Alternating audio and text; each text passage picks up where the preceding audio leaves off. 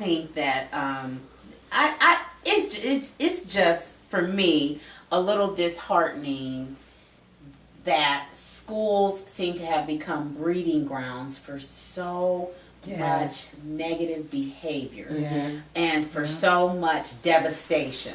That's true. Death, rape, sexual assault, teachers and students, and student on student, and crime and victimization, and it almost paralyzes parents to the point of not wanting to send their kids to school. You're right. That's true. What is my kid going to face today or have to hide from or fend off today? One thing that struck me is anytime a child is abused, especially sexually, but any type of abuse, I cringe thinking about that child's future and how impacted they are psychologically, how it will impact their sexual behavior as adults, for the rest of their lives. make them question their sexuality. For a female, a lot of times they can be very promiscuous. For a male, it can cause them to question their sexuality. You damage that. So for the 12-year-old who allegedly did this to the other one, did that happen to him? How messed up is he? It's just so much. It's so far reaching. So you hear adults who were sexually victimized as a child, often say that there's so much confusion with that because your body is responding as if it is being pleasured by the act, by the assault, and your mind is telling you it's wrong, it's wrong. And it's like, well, wait a minute, but it feels good. But wait a minute, but this shouldn't be happening. Right. And you just the destruction and the damage of that is so far reaching, well into adulthood. And I hope that these families immediately connect both families actually to some resources. That's true. Yes, and we have resources for rape and sexual assault hotline. And if you have been assaulted, or you know someone, or you need to maybe go with a friend, this is a place that you can go for that type of help. And we also have the general resources information that you can call and get information about rape, or any of these issues actually that we're talking about, or any community issues. This line will tell you where to go and who to contact. Good. So just bringing it to your attention, and if you know someone that is being abused, that's going through this, please get them help. Yes. Don't keep it quiet. Absolutely. This week's spotlight brings attention to MLJ Home Improvement. MLJ is owned by Marcus Johnson, who specializes in general home improvements, including carpentry and roofing. As you can see, Marcus's work is phenomenal. So be sure to hit him up, check out his website, and make contact with him so that you can have the home of your dreams.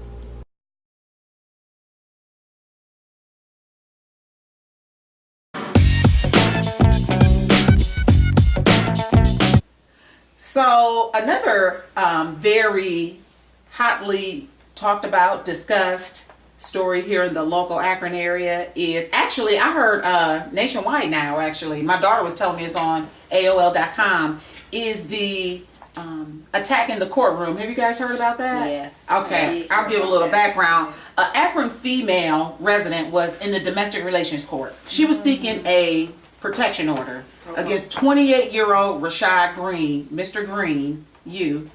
She was getting a restraining order against. Well, the magistrate, her name is Tracy Stoner, she left the courtroom supposedly to check and see if he had any pending arrest warrants. While the magistrate was out of the courtroom, this Mr. Green, you can see him on the video. They had closed circuit TV. He began like hitting the table. Then he proceeded to chase the female victim around the table. Sure did. His grandmother was in the room. He pushed his grandmother into a wall, jumped on the female victim, and just started pummeling her. A couple of deputies came in. He was stopped when he was hit with a stun gun. He was arrested. What ended up happening, She did end up getting a restraining order for 5 years. He got sentenced to 30 days in jail for the courtroom assault. 30 days? 30 days. And we can talk about this, but I'm just going to put it out there. Public, audience, I love you very much, and you can hit me with your comments, but that outrages me. There is no way in this world that this is wrong on so many levels. First of all, there is a court spokeswoman, actually Susan Tucker. She's a community outreach director, and I just want to quote her from Ohio.com. She said, "Nobody had ever been attacked in a courtroom previously, and even if the magistrate had been there, if he had decided to do this, he would have done it anyway." I don't know if I agree with that, because when the magistrate was there, he hadn't decided to attack. So maybe with somebody there, even though it was disrespectful and ignorant for him to do that in court, he at least had enough sense to not do that with the officer of the court there. There was a computer in the room.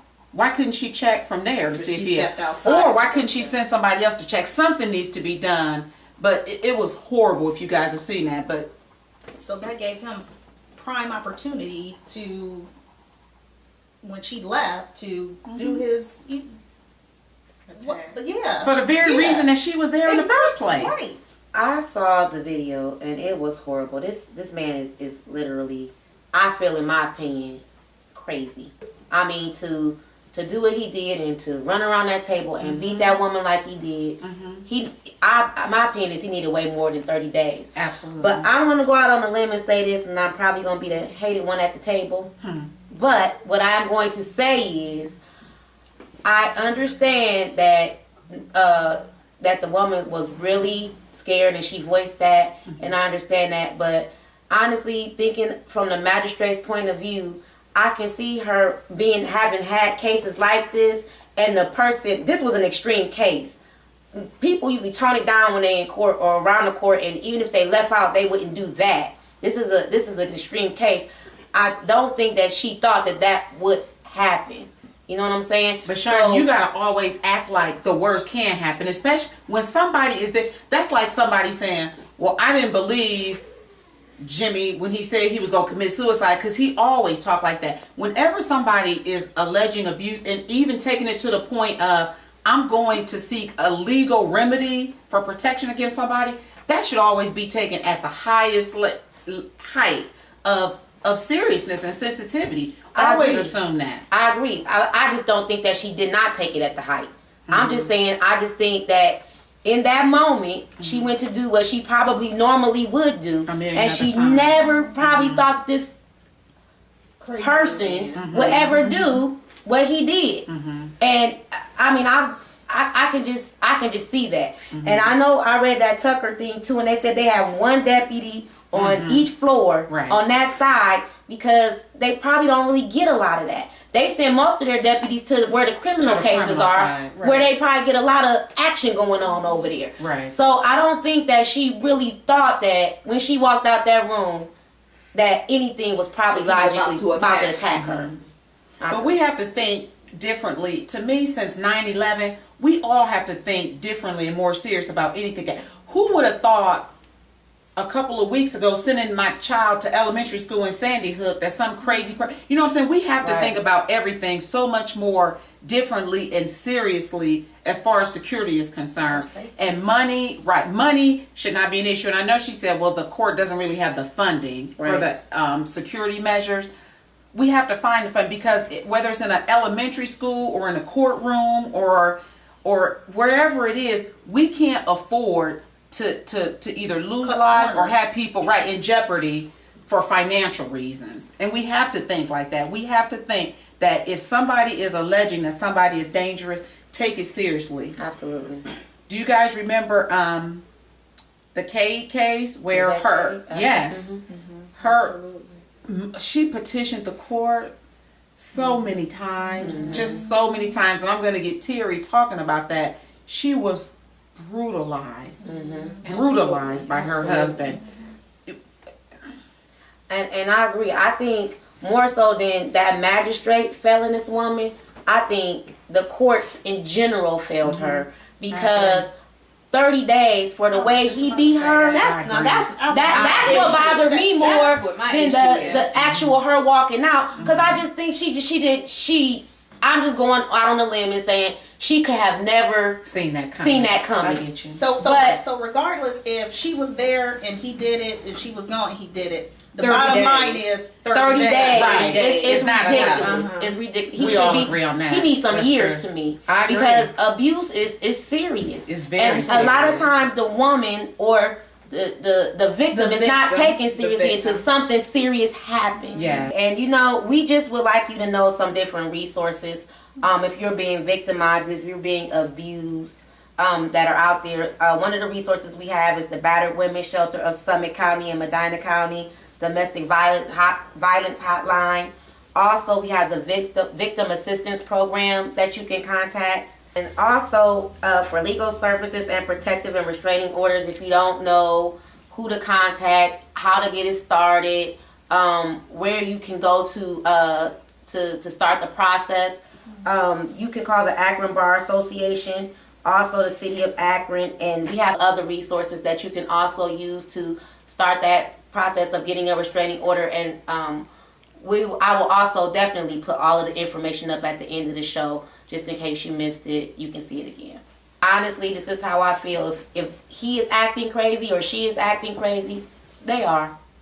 They're crazy. Don't blow it off. Right. Do not blow it off. Don't think, oh, he loved me, or oh, she just get like that sometime. He only smacked If me they're once. giving you signs, Girl, he just act When like people that. 'cause show he you who loves they you. are, when people show you who they are, You better them. believe it. Absolutely. Thank you for joining us for this special edition of I'm Just Saying. Go Ravens. All right, Niners. Beyonce is singing live. Ravens got it. Have a good night. See ya. Flash. It's lonely at the top.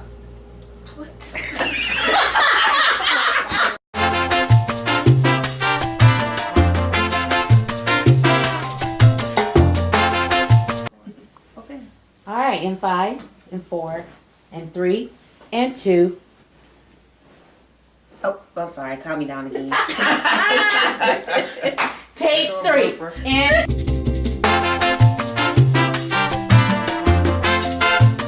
2. And for today's spotlight, we would like to just acknowledge MLJ Home Improvement. MLJ is a home improvement company owned by Marcus Johnson, owner, and what do you do? Yeah, when you say owned by, come on.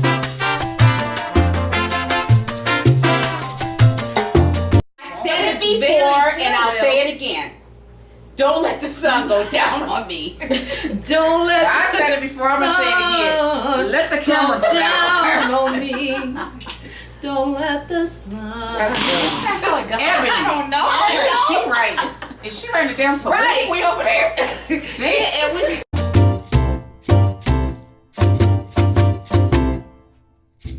Show in 5, 4, 3, 2. Thank you for joining us for this special edition of I'm Just Saying. Be sure to tune in next week.